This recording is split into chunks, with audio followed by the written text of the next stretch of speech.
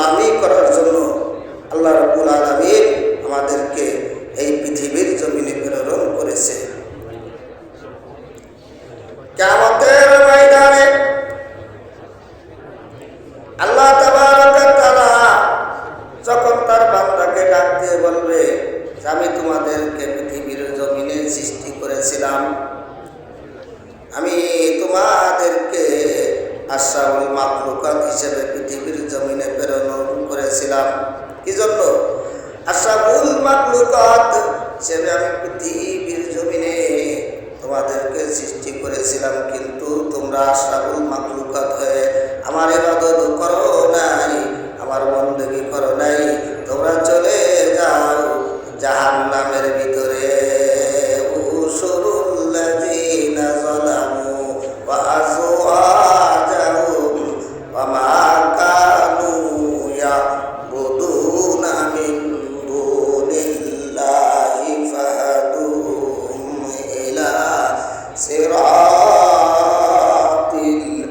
জাহিম। আর কথা আল্লাহ রাব্বুল আলামিন বলবেন, তোমরা চলে যাও জাহান্নামের ভিতর, তোমরা চলে যাও, আজ তোমাদের কেউ বাঁচাইতে পারবে না। উশুরুল্লাযীনা যালামু ওয়া আযওয়াজাহুম ওয়া মা কানু ইয়াবুদুনা মিন দুনিল্লাহ। এই জাহান্নামের ভিতরে এত শাস্তি, এত আযাব দেওয়া হবে যে আযাব দুনিয়াতে যদি 1 ইঞ্চি আযাব, 1 ইঞ্চি শাস্তি যদি দুনিয়ার বুকে প্রেরণ করা হতো, পৃথিবীর কোনো মাখলুকাত নাই যে সহ্য করতে পারবে। এজন্য সময় থাকতে আল্লাহর দাসত্ব করতে হবে, আল্লাহর গোলামি করতে হবে। সময় যদি শেষ হয়ে যায়, হাজারো চেষ্টা করে আমরা কি ইবাদত করতে পারবো না, আল্লাহর দাসত্ব করতে পারবো না।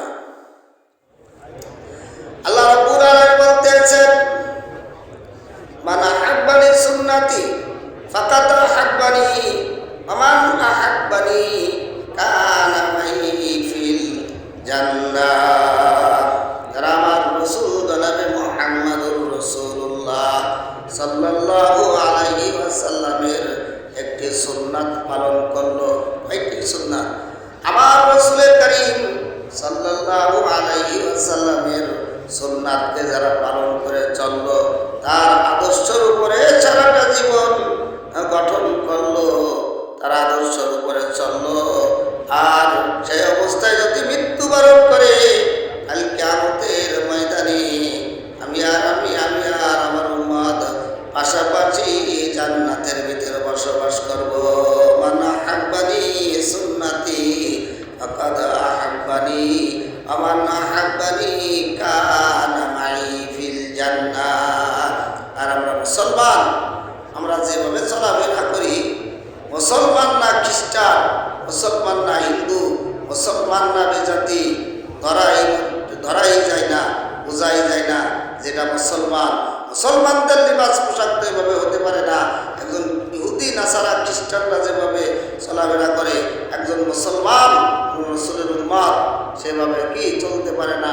মুসলমান যখন রাস্তাতে চলবে, তখন বুঝতে হবে ইনি একজন মুসলমান, ইনি একজন নামাজি, ইনি একজন দিনদার। আজ যদি আমরা রাসূলের সুন্নাত মতো যদি আমরা চলতে পারি, রাসূলের আদর্শ মতো যদি আমরা হতে পারি, রাসূল করিম সাল্লাল্লাহু আলাইহি ওয়াসাল্লাম হাদিস শরীফের ভিতরে বলেছেন যে কাল কিয়ামতের ময়দানে আমি এবং আমার উম্মত পাশাপাশি জান্নাতে বসবাস করব। মান আহাব্বানি সুন্নতি ফাকাদ আহাব্বানি ওয়া মান আহাব্বানি কানা মাই ফিল জান্নাহ। এটা কার কথা? আল্লাহ রাসূল জনাবে মুহাম্মদুর রাসূলুল্লাহ সাল্লাল্লাহু আলাইহি ওয়াসাল্লাম তার বাণী। সাহাবায়ে কেরাম, তাবেঈন, আইম্মা, মুজতাহিদরা তারা কি রাসূলের আদর্শের উপর তারা অটল রয়েছে। সে আদর্শের উপরে তারা কি জীবন চলে গেলেও 1 ইঞ্চিও আদর্শ থেকে তারা কি ইস্পা হয় নেই, তারা আদর্শের উপর চলেছে। এই জন্য সাহাবায়ে কেরাম আজমাইনেরা কি আল্লাহ আল্লাহর নৈকট্য হাসিল করতে পেরেছে, আল্লাহর নৈকট্য হাসিল করে আজ তারা পৃথিবীর জমিনে শ্রেষ্ঠ মানুষ হিসেবে তারা কি পরিচিত লাভ করেছে। আল্লাহ রাব্বুল আলামিন কিয়ামতের ময়দান যেদিন কায়েম হয়ে যাবে, আল্লাহ তাবারক ওয়া তাআলা তার বান্দাদেরকে ডাক দিয়ে বলবে, তোমরা সবাই এদিকে আসো, তোমরা সবাই দলবদ্ধ হয়ে তোমরা সবাই আমার কাছে আসো। তখন তারা দলবদ্ধ হয়ে যখন আল্লাহ রাব্বুল আলামিনের কাছে এসে বলবে, আল্লাহ আমাদেরকে আপনি ডাকছেন কেন, কি উদ্দেশ্য আমাদেরকে ডেকেছেন? আল্লাহ তাবারক ওয়া তাআলা বলবে, তোমাদেরকে আমি পৃথিবীর জমিনে প্রেরণ করেছিলাম একমাত্র আমার ইবাদত করার জন্য। ওয়ামা খালাকুতুল জিন্না ওয়াল ইনসা ইল্লা লিয়াবুদুন। আমি তোমাদেরকে আমার ইবাদত, আমার বন্দেগী করার জন্য এই পৃথিবীর জমিনে আমি সৃষ্টি করেছিলাম। তোমরা আমার ইবাদত করেছো, তোমরা আমার দাসত্ব করেছো, আমার রাসূলের আদর্শ মতো তোমরা চলেছো। তখন তারা বলবে, হে আল্লাহ আমরা তোমার রাসূলের আদর্শ মতো চলেছি, কোরআন হাদিস মোতাবেক চলেছি, আজ আমাদেরকে কি জান্নাত দান করো।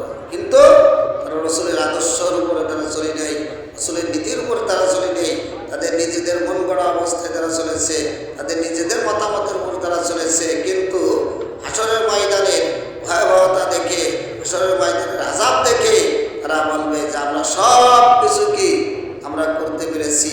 এই পৃথিবীর জমিনে চুরি করে, ডাকাতি করে, সন্ত্রাসী করে, এগুলো করে কি পৃথিবীর জমিনে টিকে থাকা যায়, কিন্তু হাসরের ময়দানে কি টিকে থাকা যাবে? কথা বলেন, টিকে থাকা যাবে? যাবে না।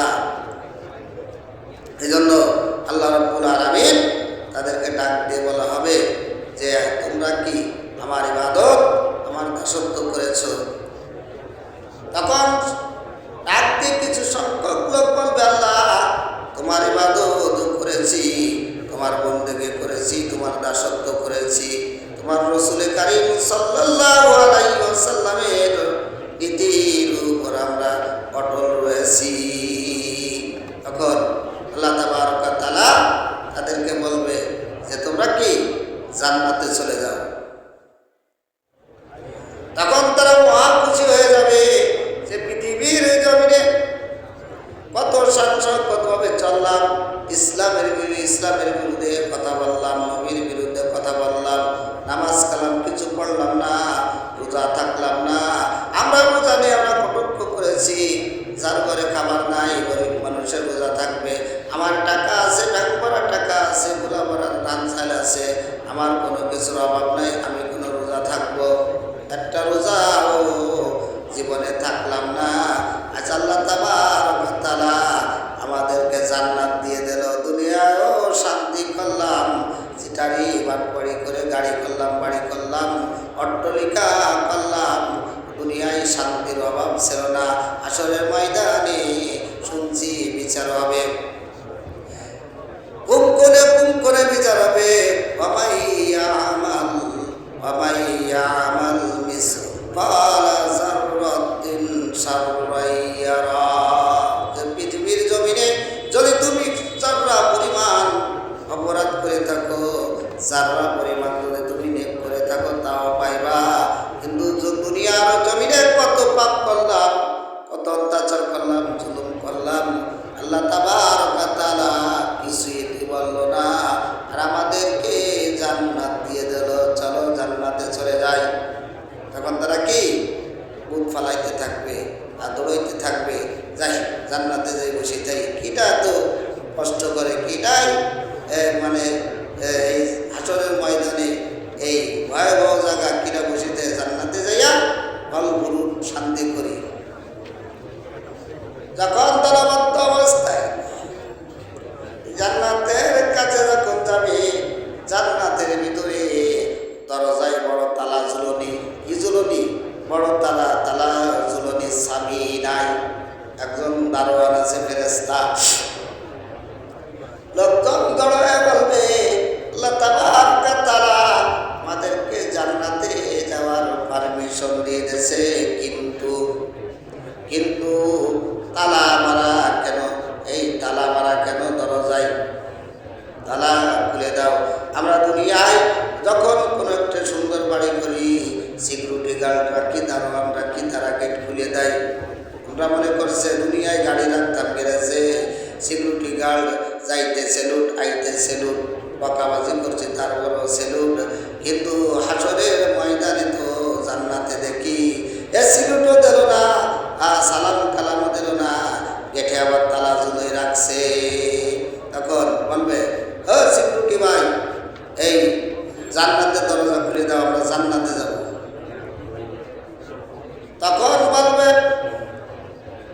তখন তারা বলবে জান্নাতে যাওয়ার যে চাবি, চাবি তোমাদের কাছে, চাবি আমার কাছে কোনো চাবি তালা কিছুই নাই। তোমাদের তালা তোমরা খুলে চাবি দিয়ে চলে যাও, চাবি দিয়ে খুলে জান্নাতে চলে যাও। তখন তারা বলবে এ চাবি তো আমাদের কাছে নাই। কারণ যদি কেউ নামাজ পড়ে, অজুর চাবি হচ্ছে কি, নামাজের চাবি হচ্ছে অজু, আর জান্নাতের চাবি হচ্ছে কি নামাজ। সালাতুন ইফতাহুল জান্নাহ, যে জান্নাতের চাবি হচ্ছে কি নামাজ। তখন তারা তো নামাজ পড়ে নিতে চাবি পাবে কোথায়?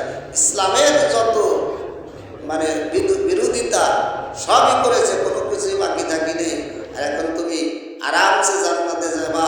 আর যারা 5 ওয়াক্ত নামাজ পড়েছে, আল্লাহ সমস্ত বিধানকে মানছে, শীতের দিন ওযু করে ফজরের নামাজ পড়া যে কি কষ্ট, এই কষ্ট করে যারা আমার ইবাদত বন্দেগী করছে তারা জান্নাতে যাবে না।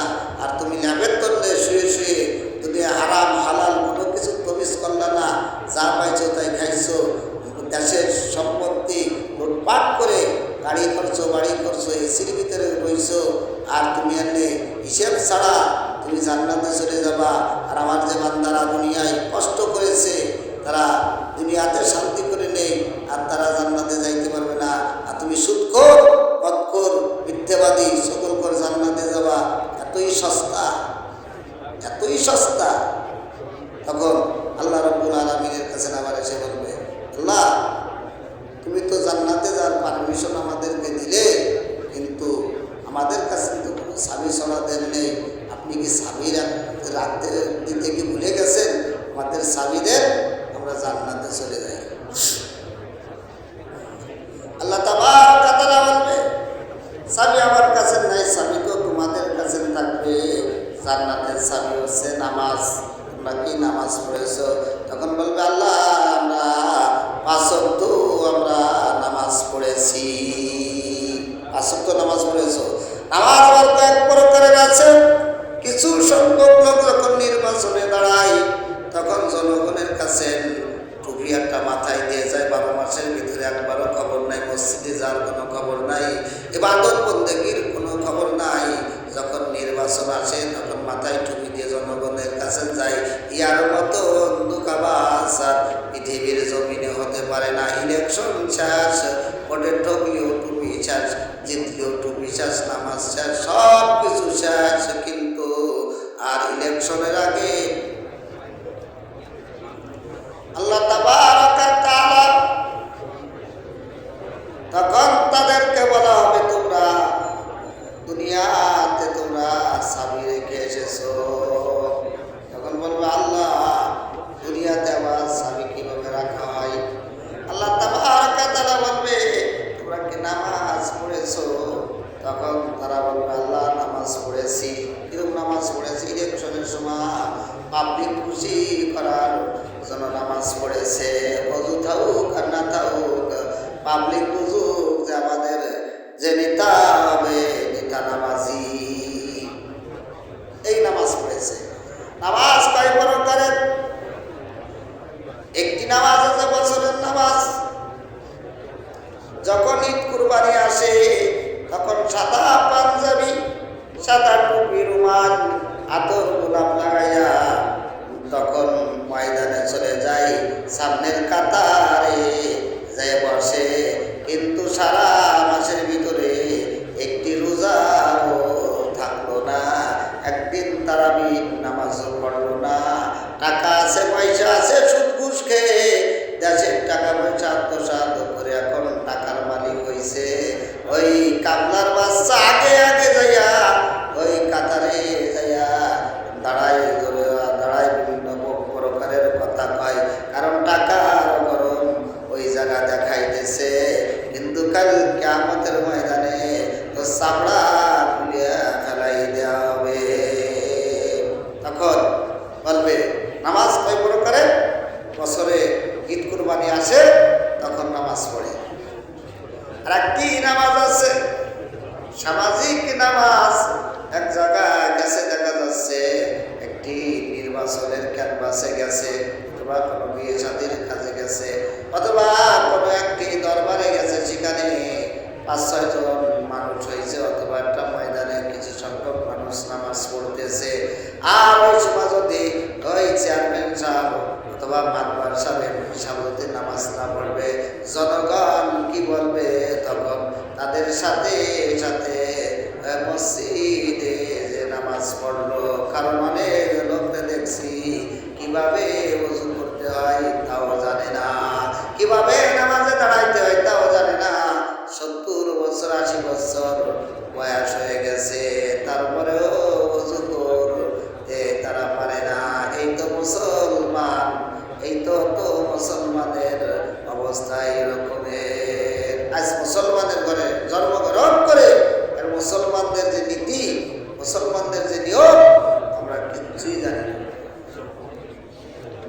আল্লাহ রাব্বুল আলামিন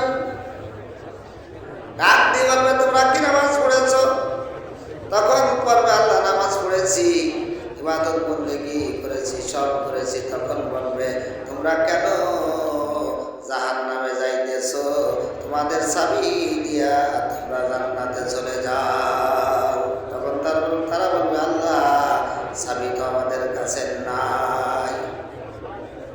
তখন আল্লাহ তাবারaka তাআলা বলবে তোমরা আমাকে একটি চিন্তা করো, দুনিয়ায় তবু নামাজ পড়েছো, নফল পড়েছো, সুন্নাত পড়েছো, আজ আমাকে একটি চিন্তা করে দেখাও।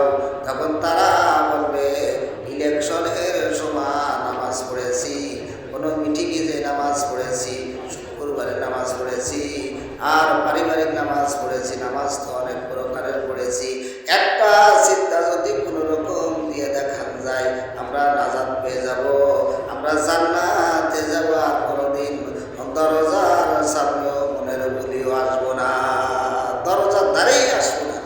একবার কোনোরকম জান্নাতের ভিতরে সিটারি বাটপাড়ি করে কোনোরকম যদি ঢুকতে পারি, দুনিয়া তো সিটারি বাটপাড়ি করছে, অভ্যাস তো আছে, কোনোরকম যদি সিটারি বাটপাড়ি করে যদি ভাইয়া বই ঢুকে যাইতে পারি, জান্নাতের তো দরজা তো দূরের কথা, বুলুকও দিতাম না। তখন তারা যখন বলবে যে একটা চিন্তা করো, যখন তাদেরকে বলা হবে একটি চিন্তা করো, যখন চিন্তা করতে যাবে তারা সামনেও ঝুঁকতে পারবে না, পিছনেও ঝুঁকতে পারবে না, একদম কারেন্টের খুঁটির মতো তারা সোজা হয়ে যাবে। বুঝির কথা, প্রাণের কথা। তখন তারা কারেন্টের খুঁটির মতো তারা সোজা হয়ে যাবে, সামনেও হেলতে পারবে না, পিছনেও হেলতে পারবে না, সোজা কারেন্টের মতন দাঁড়াই যাবে। শরীরের যত অঙ্গ প্রত্যঙ্গ আছে সব জোড়াগুলো সব অ্যাকুরেট হয়ে যাবে, সব জোড়াগুলো কাজে লাগবে না। তখন অটোমেটিক তারা সোজা হয়ে যাবে, সামনেও হেলতে পারবে না, পিছনেও হেলতে পারবে না। তখন তারা বলবে কেন যে হেলতে পারছি না, কেন যে চিন্তা দিতে পারছি না। দুনিয়ায় তো আমরা অনেক চিন্তা করেছি, নামাজ পড়েছি, ওই নামাজ ছিল মানুষ দেখানি নামাজ। কি ছিল মানুষ? ভাই নামাজ ছিল কি মানুষ দেখানি নামাজ। এরকমের বছরে দুটো নামাজ, একটা ঈদ, একটা হচ্ছে কোরবানি, আর একটি হচ্ছে কি জনগণের চাপে, জনগণের কাছে ভোট চাইতে গেছে, তো বিচারে গেছে, সময় হয়েছে, সবাই নামাজ পড়তেছে, আমিও নামাজ পড়লাম। আর একটি নামাজ আছে পারিবারিক নামাজ। যখন বৃদ্ধা বয়স হয়ে যায় তখন ছেলে বলে নামাজ পড়ার জন্য কোনো মেয়ে বলে নামাজ পড়ার জন্য। মানুষজন সকলে অমুকের বয়স হয়েছে, মসজিদে দেখা যায় নেই, খারাপ দেখা যায়, তাই মসজিদে যাই, চেয়ার একটা নিয়ে বসে বসে বসে বসে আরামের নামাজ পড়ে। সুর জানে না, কালাম জানে না, শহীদ মসজিদে চেয়ারে যে নামাজ পড়ে। আর সকালবেলা শহীদ মিনার যে 10 মাইল হেঁটে আসে, ঘাস কাটতেছে, মাছ মারতেছে, বাজার করতেছে, সুদের ব্যবসা করতেছে, বিচার করতেছে। বিচার বিচার অরিজিনাল বিচার না করে যারা বিচার উপযুক্ত, যারা বিচার পাবে তারা বিচার পাইতেছে না। এখানে সুদ খায়া বিচার করে দিচ্ছে, সব করতেছে, কিন্তু যখন মসজিদে যায় তখন চেয়ারে বসে বসে নামাজ পড়ে, চিন্তা দিতে পারে না। আল্লাহ কয়, আমার কুদরতি পায়ের সামনে তোর মাথা নত হবে না, কারণ তোর চিন্তা দেওয়ার মতন মন থাকতে হবে। সারা জীবন আকাম কুকাম করে সময়টা কাটাইতেছে, এখন বৃদ্ধা বয়সে কিছুই পারো না, এখন মসজিদে আইসো, আমাকে চিন্তা করার জন্য চিন্তা করা লাগবে না, ওই বসে বসে ওই বসে বসে জমিদার স্টাইলি নামাজ পড়ো। তখন কি এই ছেলেতে বলে আব্বা নামাজ পড়ে না, পড়া বয়স হয়ে গেছে, মায়েতে বলে বয়স হয়ে গেছে, আব্বা নামাজ না পড়ে মানুষ মন্দ কয়, তোমার এখন বয়স হয়েছে, তাই মসজিদে যে সুরো জানে না, কালাম জানে না, যে চেয়ারটা মোবাইলের ভিতরে নিয়ে আস্তে মসজিদে যে কি নামাজ পড়ে। আমাদের এলাকায় এরকম একজন আছে, সে দেখা যাচ্ছে ঘাস কাটে, মাছ মারে, আটে যায়, বাজারে যায়, সব কিছু করে, কিন্তু মসজিদে আসে পোড়া একটা নিয়ে এক কোনায় বসে নামাজ পড়ে, 2 রাকাত নামাজ শেষ, মসজিদে বাইরে তার দেরি নেই। এইরকমের অনেক জায়গা আছে, এমনও মসজিদে আছে যে সামনে প্রায় 50টি চেয়ার। মানে খাদেম সাহেব যখন মসজিদ পরিষ্কার করতে যায়, এই চেয়ারগুলো নিয়ে সামলাইতে খাদেমের 1 ঘন্টা সময় লেগে যায়। এটাকে চেয়ার সামলাবে আর মসজিদের কাজ করবে, এবং চেয়ারে উল্টো পাল্টা হয়ে গেলে খাদেম সামনে বলে, আমার চেয়ার সরাইছেন কেন, মানে জ্বালা আছে, মানে ওই জায়গাতে সরাই, আবার ওই জায়গায় ধুয়ে দেওয়া লাগে। আইসা কাতার দিয়ে একজনের দিকে আর একজন তাকায় আর নামাজ পড়ে, তাকায় আর নামাজ পড়ে, বসে বসে বসে বসে বসে বসে নামাজ পড়লো। আর 60 বছর 70 বছরের জিন্দেগিটা তার সবই সে কী করলো, যত প্রকারে আকাম কুকাম যা কিছু হবে সব করার পরে এখন পারে না, এখন মসজিদে গেছে কি আল্লাহকে চিন্তা দেবে, তাও পারতেছে না, তাহলে হয়ে যাচ্ছে কি এটা চেয়ার। চেয়ারে নামাজ পড়ার কোনো বিধান ইসলামের ভিতরে নাই। আছে কি ওয়ারকাউ ওয়াসজুদু ওয়াবুদু রাব্বাকুম, তোমরা কি দাঁড়ায় দাঁড়ায় নামাজ পড়ো, তুমি দাঁড়াইতে তুমি সক্ষমতা পাচ্ছ না, তুমি দাঁড়াইতে তুমি পারতেছো না, তুমি বসে বসে নামাজ পড়ো, বসেও তুমি পারতেছো না, তুমি শুয়ে নামাজ পড়ো, শুয়েও পারতেছো না, তুমি ইশারায় নামাজ পড়ো, তাও যখন তুমি ইশারায় পড়তে পারতেছো না, তখন তোমার জন্য রুকসুদ বা নামাজ পড়া লাগবে না, কারণ তখন তোমার কি তোমার তখন হুশ নাই, কারণ তুমি এখন ইশারায় পড়তে পারতেছো না, তখন তুমি মাজুর হয়ে গেছো, তোমার ব্রেনটা কোনো কাজ করতেছে না, তখন আল্লাহ রাব্বুল আলামিন রুকসুদ, তখন মা। কিন্তু এর আগে তুমি সবল আছো, তুমি দাঁড়ায় নামাজ পড়ো, দাঁড়াই পারতেছো না, তুমি বসে পড়ো, বসে পারতেছো না, তুমি শুয়ে পড়ো, শুয়ে পারতেছো না, তুমি ইশারায় পড়ো, কিন্তু চেয়ার তো এখানে দেখলাম না।